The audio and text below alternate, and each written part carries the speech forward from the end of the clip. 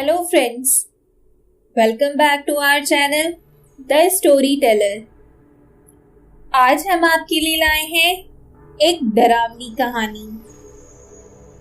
आगे बढ़ने से पहले जिसने हमारे चैनल को सब्सक्राइब नहीं किया है वो प्लीज़ हमारे चैनल को सब्सक्राइब करें, बेल आइकन प्रेस करें और हाँ, वीडियो को लाइक और शेयर ज़रूर करें।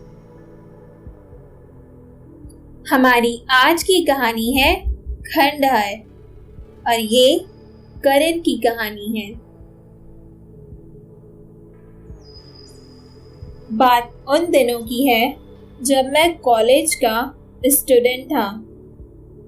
अपने कॉलेज की ओर से हम सभी कैंप के लिए एक जंगल में गए थे। हल्की ठंड थी, अतः रात में हम सब ने पूरी रात कैंप फायर के साथ डांस करने, गाने आदि का प्रोग्राम तय किया। मुझे और सभी साथियों को कैंप फायर के लिए लकड़ियां इकट्ठी करने का भार सौंपा गया। मैं निकला तो सबके साथ ही, लेकिन जंगल के प्राकृतिक सौंदर्य में भटकता हुआ अकेले बहुत दूर कहीं निकल गया। अचानक आसमान बादलों से भर गया और गरज के साथ बारिश होने लगी। बादलों के लगातार गरजने से मैंने पेड़ के नीचे खड़ा रहना मुनासिब नहीं समझा और आसपास किसी घर की तलाश में एक दिशा में भागने लगा। मुझे कुछ ही दूरी पर एक लाल ईंटों से बनी शानदार बिल्डिंग नजर आई। बिल्डिंग रोशनी से पूरी नहाई हुई थी और इसमें ढेर सारे लोग हैं, ऐसा दूर से ही लग रहा था।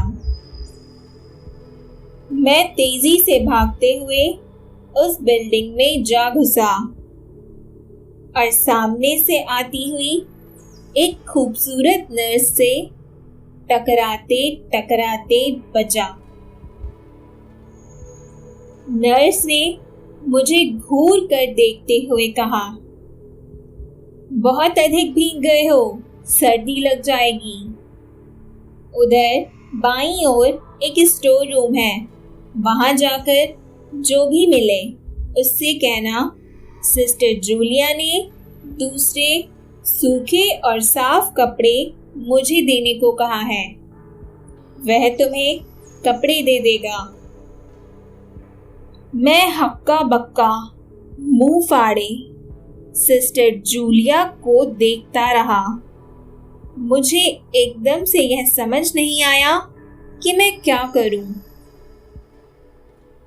मेरी स्थिति देखकर सिस्टर जूलिया खिलखिलाकर हंस पड़ी और बोली, पहले तो तुम अपना मुंह बंद करो, वरना मुंह में मच्छर घुस जाएंगे। और अब जाकर वैसा ही करो जैसा मैंने कहा है। मैं हल्के से हाँ में सिर हिलाकर सिस्टर की बताई दिशा में जाने को मुड़ गया। अभी कुछ एक 10 कदम ही चला होऊंगा कि मेरे कंधे पर किसी ने हाथ रखा। मैं चौंक कर पीछे मुड़ा और अपने सामने आर्मी की वर्दी में एक युवक को खड़ा मुस्कुराता पाया। मेरे चेहरे पर आश्चर्य का बादल अपना घर बना चुका था, जिसे देखते ही उस युवक को हंसी आ गई। उसने धीमे किंतु दृढ़ स्वर में कहा, मैं कैप्टन विनोद हूँ और यह हमारे देश की आर्मी का हॉस्पिटल है। कैप्टन विनोद की बातों ने मुझे आश्वस्त किया। मैं अब धीरे धीरे सामान्य हो गया और मैंने कैप्टन विनोद को सिस्टर जूलिया की कई बातें बताई। सुनकर कैप्टन विनोद के चेहरे पर रहस्यमयी मुस्कान फैल गई और वे बोले, तो सिस्टर जूलिया से भी मिल चुके हो? जी, क्या मतलब है आपका?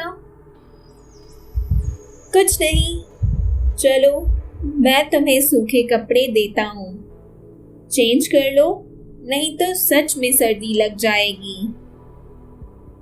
और मैं कैप्टन विनोद के पीछे पीछे एक बड़े से कमरे में पहुंच गया। कमरे के चारों ओर हरे रंग के पर्दे लगे हुए थे। एक ओर एक बड़ा सा बेड पड़ा हुआ था और उसके सामने एक सोफा था। बीच में एक टेबल था जिस पर 2 ग्लास, एक बड़ी बोतल ब्रांडी की और 1 या 2 मैगजीन्स पड़ी हुई थी।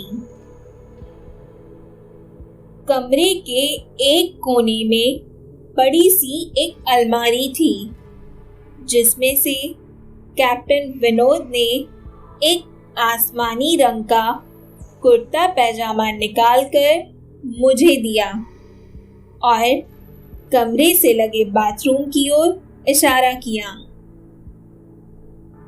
मैं बाथरूम से कपड़े चेंज कर जैसे ही निकलने लगा, मेरी नजर बाथरूम की एक दीवार पर पड़ी। वह खून के छींटों से भरी हुई थी।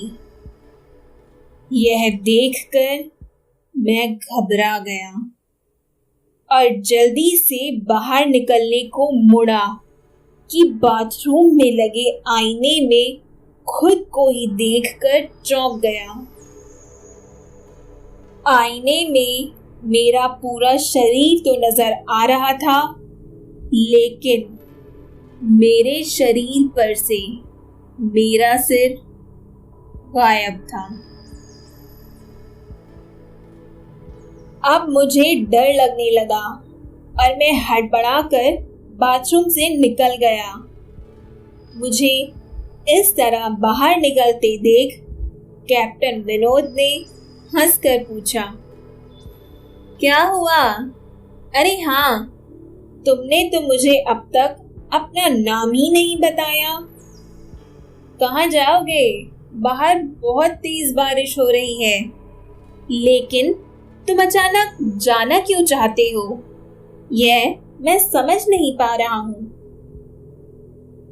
कैप्टन विनोद, आपकी बाथरूम की एक दीवार पूरी खून के छींटों से भरी हुई है और आपके बाथरूम में लगा आईना भी कुछ अजीब सा है। उसमें मुझे मेरा पूरा शरीर तो दिखाई दिया, लेकिन मेरा सिर ही गायब था। मैं अब बिल्कुल भी नहीं रुकूंगा यहाँ। बारिश में भीगता हुआ ही अपने कैंप तक जाऊंगा। कहते हुए मैं कमरे से बाहर जाने वाले दरवाजे की ओर बढ़ा। रुको! तभी कैप्टन विनोद की कड़कती आवाज गूंजी, तो तुमने सब कुछ देख ही लिया? जी, क्या मतलब है आपका? मेरी आवाज में डर भर गया था। मतलब चाहे जो हो, तुम तब तक यहाँ से नहीं जा सकते जब तक मैं तुम्हें सब कुछ बता न दूं। क्या क्या क्या बताना चाहते हैं आप? जो आज तक कोई नहीं जान सका, जो आज तक कोई नहीं जान सका, वह मैं जानकर क्या करूंगा? प्लीज अब मुझे जाने दे। मैं डर से रुआंसा सा हो गया। नहीं, बिल्कुल भी नहीं, और तुम्हें मुझसे डरने की भी कोई ज़रूरत नहीं है। सैनिक सबकी रक्षा के लिए होते हैं। मैं भी तुम्हारी सुरक्षा ही कर रहा हूँ। कैप्टन विनोद के स्वर में कोमलता थी। आओ मेरे साथ इस सोफे पर बैठ जाओ। मैं तुम्हें एक कहानी सुनाता हूँ। कहानी खत्म होते ही मैं तुम्हें तुम्हारे कैंप तक जीप से छोड़ आऊंगा। वैसे भी तुम अपने साथियों से काफी आगे निकल आए हो। वहां तक तुम अब चलते हुए शायद पहुंच न पाओ। कैप्टन विनोद के स्वर में जाने कैसी आश्वस्ति थी। मैं जाकर उनके बगल में बैठ गया। कैप्टन विनोद ने कहना शुरू किया। दुश्मनों ने धोखे से हमारे अस्पताल को अपना निशाना बनाया। दुश्मन देश के 2 सैनिक हमारे सैनिक के वेश में एक हमारे ही घायल सैनिक को लेकर आए। वह घायल था और हमारे देश की सेना ने उसे बहुत ढूंढा, लेकिन वो नहीं मिला था। शायद साजिश के तहत उसे घायल होते ही घुसपैठियों ने कहीं छुपा दिया था। अचानक अपने खोए सैनिक को अपने हॉस्पिटल में पाकर सभी खुश हो गए और बिना अधिक जांच पड़ताल किए हॉस्पिटल के गेस्ट रूम में घायल को लेकर आने वाले छद्म वेशधारियों को ठहरने की इजाजत दे दी गई। अभी उस सैनिक का इलाज चल ही रहा था कि जोरों का ब्लास्ट हुआ और पूरा हॉस्पिटल एक पल में खंडहर में तब्दील हो गया। लेकिन हॉस्पिटल तो अपनी शानदार स्थिति में खड़ा है। मेरी बातों को अनसुनाकर कैप्टन विनोद ने अपनी बात जारी रखी।